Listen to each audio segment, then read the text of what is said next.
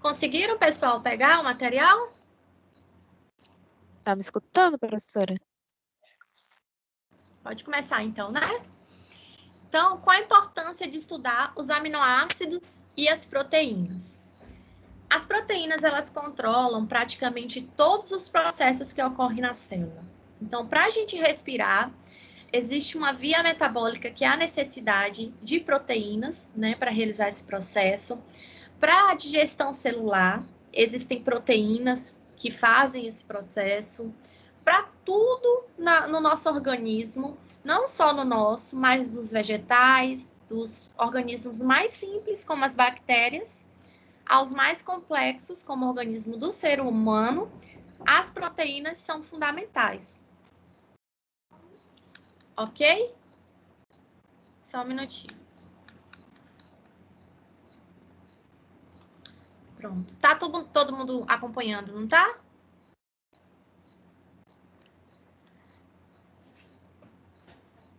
Então, as proteínas, elas são as macromoléculas mais abundantes, tá? Até mesmo os vírus, eles não conseguem se reproduzir, eles não conseguem se desenvolver, né? Se eles não tiverem proteína. Os vírus, então, eles têm a proteína, né? Que está associada a cápsula proteica deles, ou sempre tem que ter uma proteína, que a gente utiliza até essa proteína para identificar esses vírus. E até utilizada também, né, para questão de vacinas e tal. Então, são os instrumentos moleculares pelos quais a informação genética é expressa. Então, lembra quando a gente estudou lá em genética, de todo o processo de replicação do material genético, de transcrição desse material genético em forma de RNA mensageiro, e depois da leitura desse RNA mensageiro para a adição de aminoácidos, a junção desses aminoácidos para a produção de proteínas, e depois a informação genética ser expressa na forma de proteínas. O que é expressa na forma de proteínas? É a função que essa proteína desempenha. A gente diz que a informação está sendo expressa, porque a informação estava lá no DNA ou no RNA, e ela está tendo uma aplicabilidade, digamos assim, na célula, no organismo que ela estiver, através da função da proteína. Ok? Então, as proteínas de cada organismo, desde o mais simples bactéria até os seres humanos, elas são constituídas a partir do mesmo conjunto de 20 aminoácidos. Então, nós temos 20 aminoácidos que, diferentemente organizados, ou seja, em sequências diferentes, naquelas nas trincas, né, que a gente viu, que vão formar as proteínas nos códons. A sequência diferente, por exemplo, valina, leucina, né? A gente vai ver quais são, né, os aminoácidos, vão formar proteínas, e essas proteínas elas vão ter funções diferentes com base na diferença dessa sequência de aminoácidos. Vai ficar mais claro aqui nas imagens.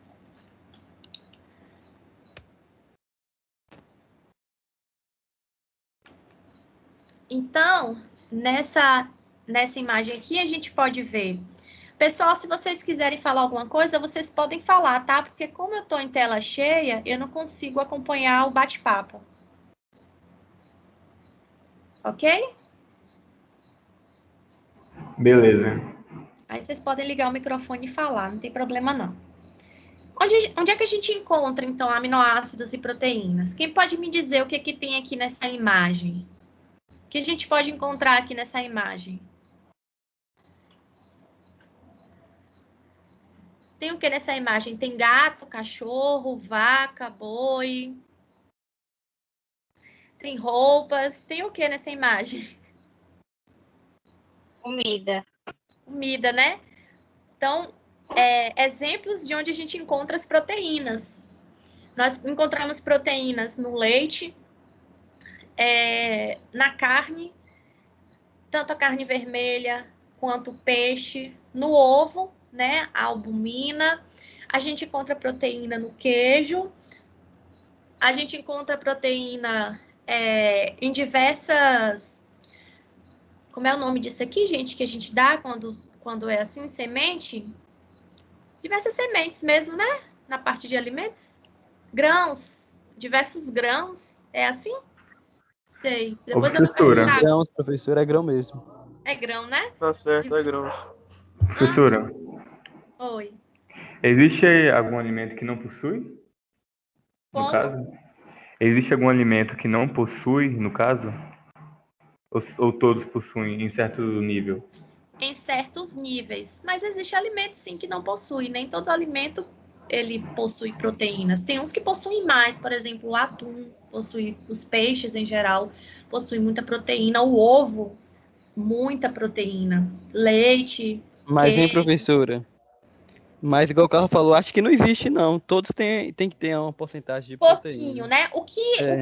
existe, na verdade, são algumas proteínas que o nosso organismo não produz e a gente tem a obrigatoriedade de consumir dos alimentos, porque a gente não produz, tá?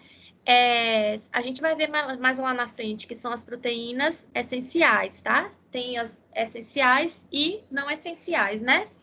Então a gente vai ver isso mais lá na frente, mas todos possuem diferentes proporções, né? Pode passar? Pode sim, pode. Então, quais são as características dos aminoácidos? Características gerais. São as unidades fundamentais das proteínas. Ou seja, proteínas são formadas por aminoácidos. As proteínas são formadas a partir da ligação em sequência de apenas 20 aminoácidos. Essas sequências determinam a função de cada proteína. Então, o que vai caracterizar a função da proteína é a sequência dos aminoácidos, e a gente vai ver mais na frente também que o dobramento também dessa proteína tem a ver com a sua função. Mas falando só de aminoácido, a sequência do aminoácido vai determinar a função da proteína.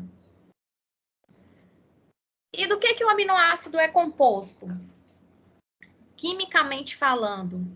Quimicamente falando, o aminoácido tem esse padrão aqui. Ele tem um carbono quiral, ou também chamado de carbono alfa. Isso aqui que está bem manchadinho assim, é um alfa, tá? Por que ele é chamado de carbono alfa, o carbono quiral?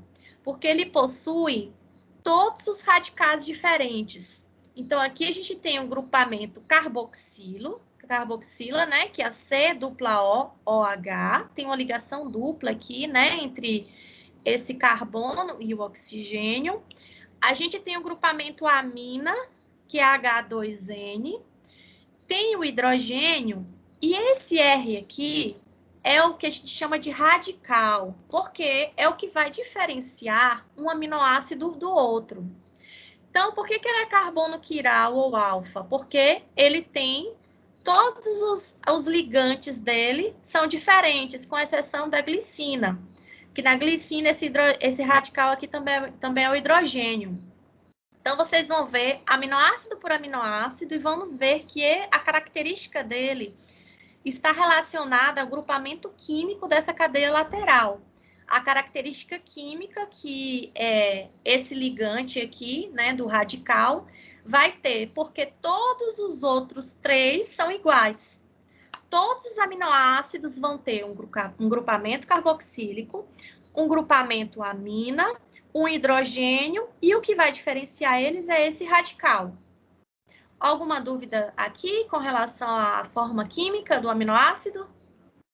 Ô, professor, esse radical basicamente seria o quê? Que eu não tô Pode ser lembrando. Eu lembro que eu já escutei, mas não tô lembrando. qualquer grupamento químico. A gente vai ver um por um nos próximos slides. Ah, entendi. Então, aqui só detalhando, né? Na verdade, em forma de imagem, o que eu já expliquei para vocês. A gente tem o grupamento amino, o grupamento carboxila, o hidrogênio e o radical, que é comum a todos os aminoácidos. Esses três grupamentos, o carboxilo, o amino e o hidrogênio. O que vai diferenciar os aminoácidos é o radical, tá?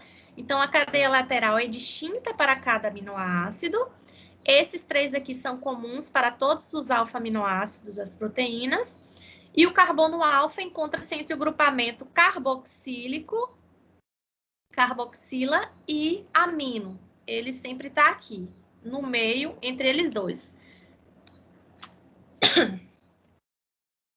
Então, outra imagem aqui mais com as ligações químicas mais estendidas, né? Como vocês podem observar, a ligação dupla entre o carbono e o oxigênio. Então, é C dupla O, OH. Então, tem a presença aqui de uma hidroxila, né? OH é hidroxila. Aqui o carbono quiral, né? O carbono alfa, ligado ao hidrogênio e ao radical, que vai mudar conforme o aminoácido. Ligado à amina, né? O que é a amina? É o nitrogênio ligado a 2 moléculas de hidrogênio. Isso sempre, essa estrutura, ela fica assim em pH fisiológico. Qual é o pH fisiológico? Geralmente entre 7 e 7,4, tá? Então, ela não está na estrutura ionizada. O que é uma estrutura ionizada? É quando a gente tem essas cargas livres aqui, né? Que a gente diz que a molécula está reativa. Ela está sofrendo oxirredução, ela está ganhando ou perdendo moléculas de hidrogênio, ok? Então, quando ocorre alteração no pH, observem aqui, pH 2. O pH 2 é um pH ácido, tá? Se é um pH ácido, a molécula ela vai estar com mais cargas positivas, ok? Aqui, a gente já tem um pH básico, concordam? pH 11. A escala do pH vai do 7, né, que é básico, do 7, que é neutro, até o 14, ok? A parte básica. Do 0, no caso, ao 14. E a parte básica vai do 7 ao 14. Então, 11 é básico. Vocês se lembram dessa parte de pH ou precisa revisar? Acho que não precisa não, professora. Isso daí Ok. eu também não lembro. Tá tranquilo. Essa parte eu lembro. Então, se está básico aqui, ele está eletronegativo. Esse hidrogênio aqui, do grupamento amina, que antes era H3, então ele perde um próton, ok? Para cá, né? E aí, ao invés de ser H3, ele fica sendo H2, tá? E aí, agora a gente tem um sinal negativo aqui no grupamento carboxila. A molécula fica carregada eletronegativamente por conta da modificação do pH. E aí, se a gente continuar, a gente reduzir esse pH agora para 7. Para 7. Aí, o que acontece? A carga, ele já vem aqui e ganha um hidrogênio. Ok? Porque concordam que de 11 para 7, a gente abaixou o pH ficou mais ácido com relação a 11. pH 7 é um pH neutro. Concordam? A quantidade de cargas positivas é igual à quantidade de cargas negativas. Ok? Por isso que a gente tem um mais aqui e um menos aqui. Num pH básico, a gente tem a quantidade de cargas negativas maior do que a quantidade de cargas positivas. E num pH ácido, a gente tem a quantidade de cargas positivas maior do que a quantidade de cargas negativas. Ok? Deu para entender? Professora. Eu entendi. Então, o que vocês observam do comportamento químico, da estrutura química do aminoácido? Dependendo do pH, ele pode estar carregado positivamente, não é verdade? Ai, gente, eu tenho um negocinho aqui de caneta. Eu amo ficar riscando assim, ó. Positivamente ou negativamente, dependendo do pH, tá? Então, a gente dá o nome dessa molécula de anfótera. Mais na frente, a gente vai ver um pouco mais essa explicação. Mas essa imagem é boa para explicar isso, né? Dependendo do pH, ele pode se comportar como ácido ou pode se comportar como base, ganhando ou perdendo hidrogênio, ok? Íons H+. Pode passar? Pode passar, professor. Aí aqui é só uma imagem maiorzinha, né, para vocês identificarem como é que ele fica quando ele está em um estado ionizado. Ah, eu não sei escrever com esse negócio. Deixa para lá. Quando ele está no estado ionizado. Ou seja, ele apresenta íons, tá? Então, positivo e negativo, né? Coronavírus não, viu, gente? É porque o ventilador tá no meu rosto aqui, aí coça a garganta.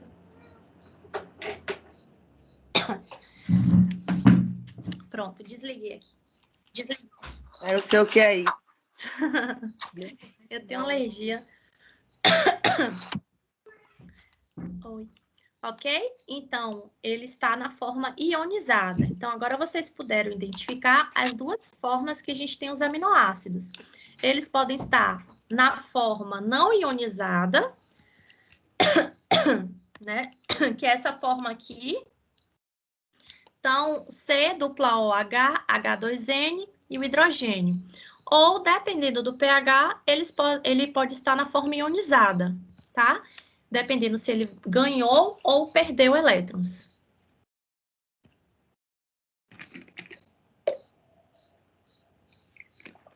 Então, a fórmula geral do aminoácido é essa daqui, né?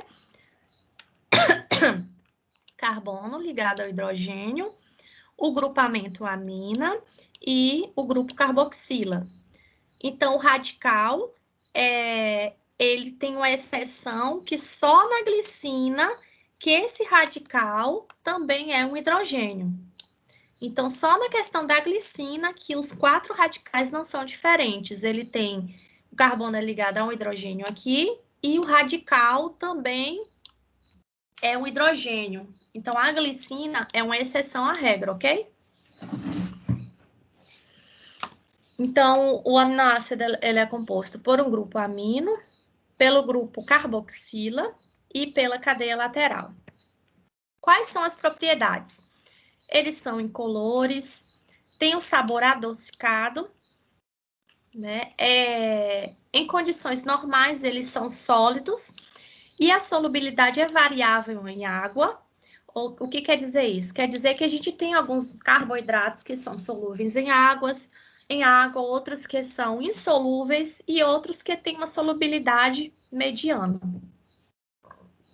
A estrutura química, eles possuem um grupo carboxílico e um grupo amino, né? O grupo carboxílico aqui e o grupo amino, que podem trocar, né, prótons em função da modificação do pH. Por isso, eles têm um caráter anfótero. Por que eles têm um caráter anfótero? Anfi vem de anfíbio. Concordam? O anfíbio, ele vive tanto na água quanto no solo. É assim, né? Quer dizer contrário. Então, por que ele tem caráter anfótero? Porque ele tem uma parte que é positiva, né? Essa parte aqui da amina, e outro grupamento que é negativo. Então, ele pode reagir tanto como ácido, como uma base. Deu para entender? Sim, professor, eu entendi. Professora, eu fiquei meio bugada aqui. No caso, ele vai reagir como base ou como ácido, dependendo de como ele estiver Do carregado, né? pH. Do pH do ambiente. Do pH. Isso, ele vai perder ou vai ganhar prótons. Ah, sim, entendi. Ok? Então, propriedade, isomeria. Todos têm átomo de carbono assimétrico. O que é assimétrico? Quer dizer que ele está ligado a radicais diferentes, tá? O carbono quiral tem 4 ligantes diferentes. Aí eu sempre coloco aqui, com exceção da glicina, que o radical é o hidrogênio.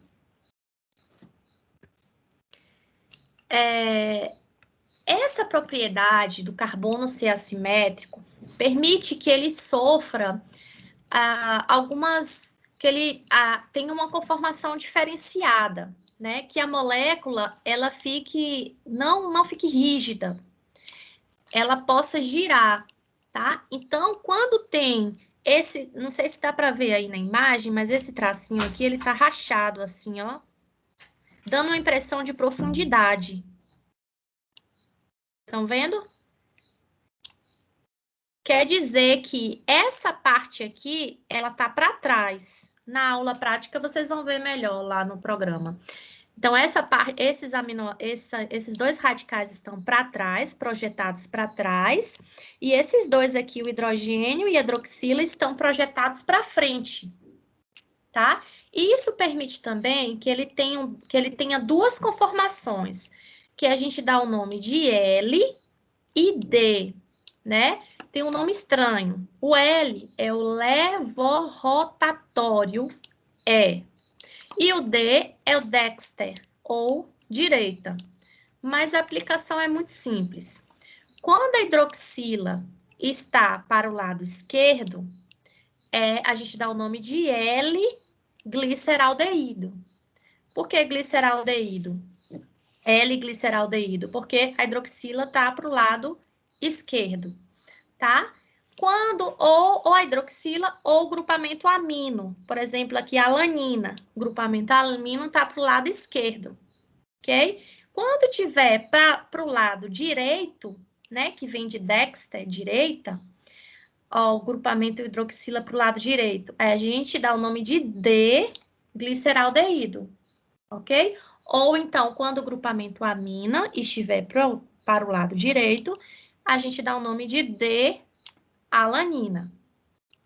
São as duas formas que, por conta desse carbono ser um carbono quiral e ele permitir uma rotação dos seus radicais, a gente tem a possibilidade dessas moléculas apresentarem das duas formas. Porém, nos organismos de forma ativa, são os L-aminoácidos. Eles que são os biologicamente ativos. Professora, Sim. volta rapidinho. No caso ali, por exemplo, a alanina. As duas aí são a mesma proteína. A mesma. Só muda, no caso, a questão do L e do D. Mas a função em si delas mudam? Não, também não muda não, porque só muda só a rotação. Questão de posição. Só muda a então. posição. Só que entendi. a D, ela não é ativa. Ela só é ativa em organismos mais simples, como bactérias. Em organismos complexos, ela não é ativa. Okay? Sim. Mas a gente tem que estudar porque ela existe, né? Uhum. Sim. Né? Mas vocês têm que ter em mente que os L-aminoácidos, que são os biologicamente ativos, ou seja, que estão atuando no organismo, formando proteínas, né? Definindo funções, trabalhando. Então, entendi. todas as proteínas dos seres vivos são formadas por L-aminoácidos. E onde é que a gente encontra os D-aminoácidos? Em bactérias, né? Nos antibióticos que são feitos, nos organismos mais simples, a gente vê os D-aminoácidos. Deu para entender? Sim. Então, a única coisa que muda é a posição do grupamento do grupamento amino, tá? E da hidroxila, para o lado direito ou para o lado esquerdo.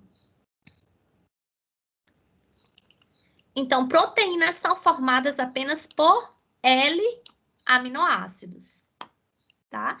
Então, aqui o exemplo do D-aminoácido e do L-aminoácido, tá? No nosso organismo, ele é formado no organismo das plantas, os animais, por L-aminoácidos, mas a gente encontra também os D-aminoácidos nas bactérias e os organismos mais simples.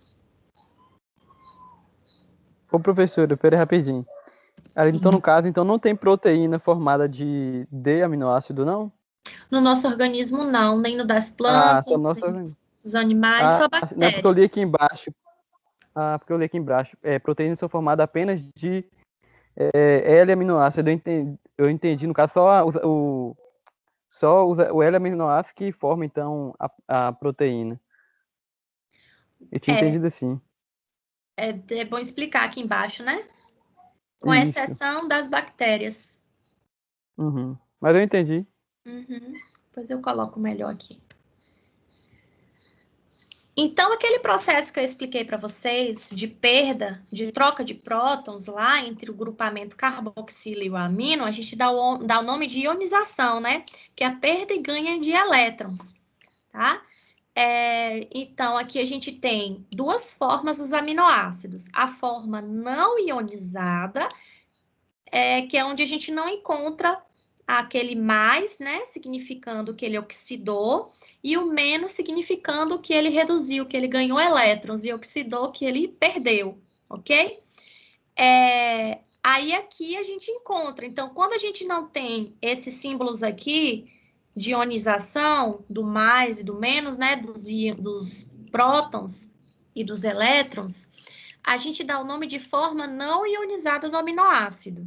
Mas dependendo do ambiente, ele pode se ionizar, ganhando ou perdendo elétrons, né? Ou prótons. No caso, o grupamento carboxila doa doa não, né? Como é que se diz na química mesmo, correto? Acho que é doa mesmo, né? Libera esse nitrogênio aqui, a amina absorve esse nitrogênio e se liga esse nitrogênio e passa a se transformar em NH3+, ok? E o grupamento carboxila perde o hidrogênio, tá? E fica com a carga negativa. Porque se ele perdeu um mais, significa que ele ganhou um menos. Se ele perdeu um próton, ele ganhou um elétron, ok? Não é assim? Na química, né? Os opostos, Sim. ok? Então, se ele perdeu, então ele perdeu um mais aqui, então ele fica negativo. E esse daqui fica com mais, porque o íon do hidrogênio, ele tem um NOx+, ele está lá na família 1A, ok? Então, a tendência dele é perder um elétron, né? Os indivíduos lá da família 1A. Misericórdia, não sei escrever isso não, gente. Ok? Então, a forma em íon dipolar, ou seja, ele tem dois polos, um polo positivo e um polo negativo, tá? Do aminoácido. Então, aqui é a forma não ionizada e aqui a forma ionizada. Pode passar?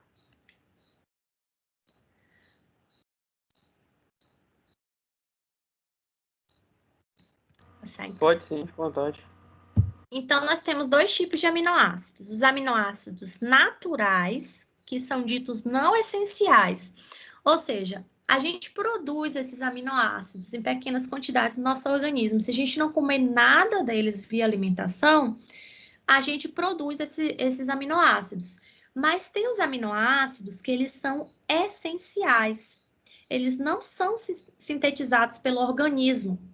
Eles são adquiridos pela ingestão de alimentos vegetais, animais. Vocês já ouviram falar numa doença que teve na época das expedições, porque eles levavam, né, a comida e aí depois eles não tinham como comer frutas, verduras, coisas frescas, né? Eles comiam o que eles conseguiam salgar e guardar e armazenar para mais tempo. Mas acaba que eles, né, durante muito tempo eles ficavam sem comer esses alimentos como manga, né, laranja. Então, o ácido ascórbico, né, que é a vitamina C, a falta do ácido ascórbico provocou uma doença neles que ficava com a pele parecendo que era expurgo o nome da doença. Era uma coisa bem feia. Depois vocês pesquisam na internet. E aí eles conseguiram isolar, né, o ácido ascórbico e produzir esse ácido ascórbico e dar para a população, né, e prevenia a questão dessa doença, tá? Então, o nosso organismo ele não produz a vitamina C. Então, a gente tem que consumir ela pelo alimento. Se a gente não consumir, a gente acaba adoecendo, tá? É um exemplo. Professora, essa doença é uma doença que deixava a pele toda bem pipocada, as pessoas tossiam muito, tinham diarreia, vômito. Isso, é essa mesmo. Gente, essa doença, e dentre outras, é muito relatada na série Outlander, da Netflix, muito boa. Tem várias coisas medievais, é muito boa, ensina muita coisa. Nessa época tinha muito dessa doença, eles não sabiam o porquê dessa doença. Depois que eles foram descobrir, aí isolaram o ácido ascórbico e aí começaram a dar para as pessoas. Eles fizeram vários testes, né? Colocaram pessoas que não consumiam ácido ascórbico com pessoas que consumiam e verificavam que as que consumiam não apresentavam os sintomas da doença que estava dando em todo mundo, tá? E aí eles começaram a produzir e liberar para a população. Que a vitamina C, ela fixa o ferro, né? Ela tá lá naquela via que fixa o ferro. Então, se você tem uma alimentação rica em ferro, mas você não consome nada de vitamina C, nada do ferro que você consome vai ser fixado no seu organismo. Você vai consumir e ele vai embora. Tá? Então, por isso que o ácido ascórbico é importante. Então, classificação dos aminoácidos não essenciais e essenciais, tá? Alanina, não essenciais, alanina, asparagina, aspartato, cisteína, glutamato, glutamina, glicina, histidina, prolina, serina, tirosina. E os essenciais, arginina, metionina, treonina, valina, isoleucina, fenilalanina, triptofano, lisina, leucina. Aí a gente tem aqui os semi-essenciais, né? Que o organismo ele sintetiza, mas é em uma quantidade insuficiente, né? Que a gente tem que acabar consumindo também no alimento, arginina e histidina. E aí a característica de cada um, a arginina está envolvido no metabolismo do nitrogênio e participa também do ciclo da ureia. A cisteína, ela forma parte da queratina. Queratina é a proteína que todas as mulheres conhecem, que está presente no cabelo e dá um brilho, sedosidade, força, né? Vigor, tá? Presente no colágeno. Então, tudo que dá elasticidade, força, rigidez, a cisteína tá presente, tá? Unha, cabelo, pele, favorece a desintoxicação de metais pesados, tá? Então, atua no processo de limpeza celular. A valina, a leucina e a isoleucina são aminoácidos de cadeia curta. Eles são precursores de hormônios de crescimento. Então, o que eles fazem? Eles elevam a massa muscular. Então, esses suplementos, né, vitamínicos aí que o pessoal que faz academia gosta de tomar, geralmente vem com esses aminoácidos. Fenilalanina, ela pode transformar-se em tirosina, ela melhora o estado geral, diminui a dor, ajuda na memória e aprendizagem. Então, a fenilalanina, em associação com a vitamina C, produz colágeno, que vai regenerar tecido conectivo. Então, todos esses produtos de beleza aí, que passa aqui nas rugas, que passa no rosto, que passa tudo que cai, tem colágeno, tem esses aminoácidos, né, que vão melhorar a resistência, a flexibilidade, por aí vai. Metionina, ela participa do desdobramento dos ácidos graxos, evitando o depósito no fígado, nas artérias. A sua disponibilidade também, ela tem uma função sinestésica, né, de atuar aumentando a produção da cisteína. Ela também desintoxica os organismos dos metais pesados. Isso aqui é fundamental, pessoal, porque tudo que a gente come hoje em dia tem metal pesado, né? É muito difícil, porque na hora que vai retirar o adubo, da rocha, a maior parte das formas é com a utilização de ácidos. Quando você retira, por exemplo, o fósforo lá da rocha, você retira metais pesados também. E aí você aduba o solo com esses metais pesados. A planta absorve o adubo do solo e ela absorve esses metais pesados também. E aí as plantas, tudo que a gente fala que é muito saudável de vegetais, de folhas, vai para a nossa mesa, a gente consome metal pesado.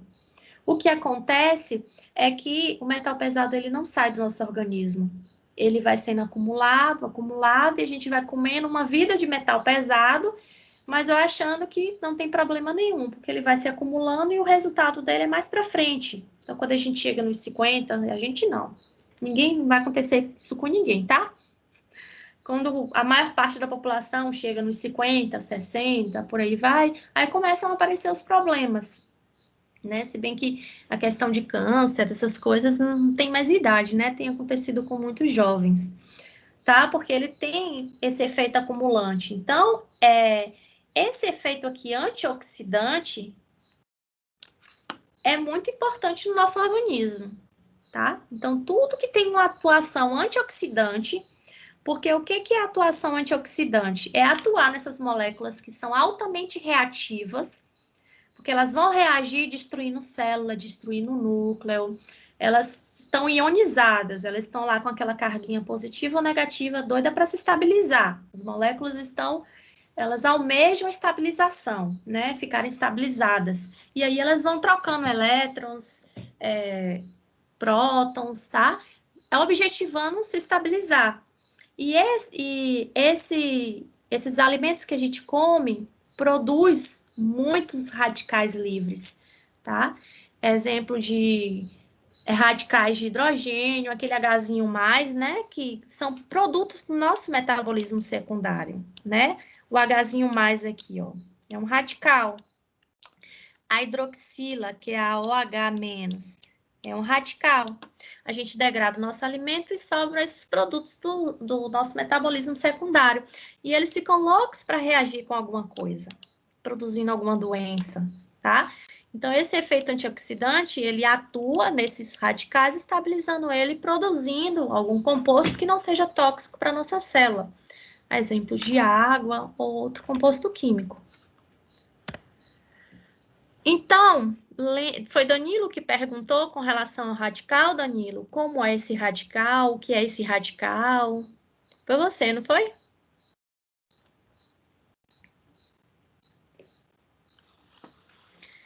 Então, esse radical, ele é diferente, tá? Para cada aminoácido. Então, quais são os aminoácidos que vocês conseguem ver aqui? Qual é a característica desses aminoácidos aqui? Eles são apolares e alifáticos. Quem se lembra o que quer dizer alifáticos? Na verdade, tem um nomezinho melhor. Quem chuta aí? O que quer dizer alifático?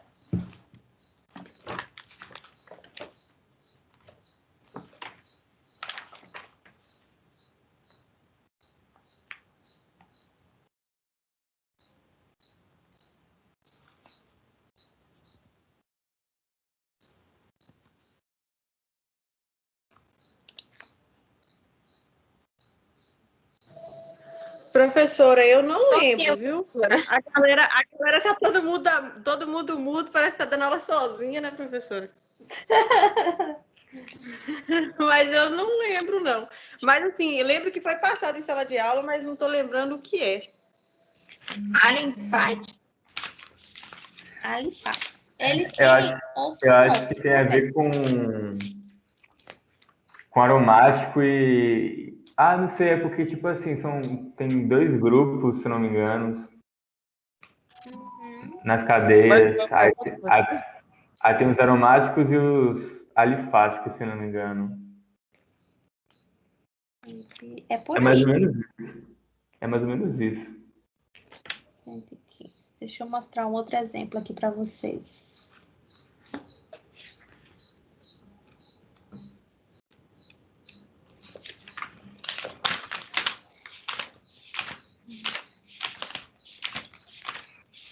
Tem outra imagem aqui no livro. Isso é química orgânica, eu não tô lembrando. Que ela tá mais fácil. Deixa eu ver se eu acho aqui. Eu vou carregar, eu vou tentar achar esse livro na internet. Eu tinha, mas eu não sei onde tá. Que aí vocês podem estudar por ele também, pelo Leininger. Tá? É o melhor para estudar. Esse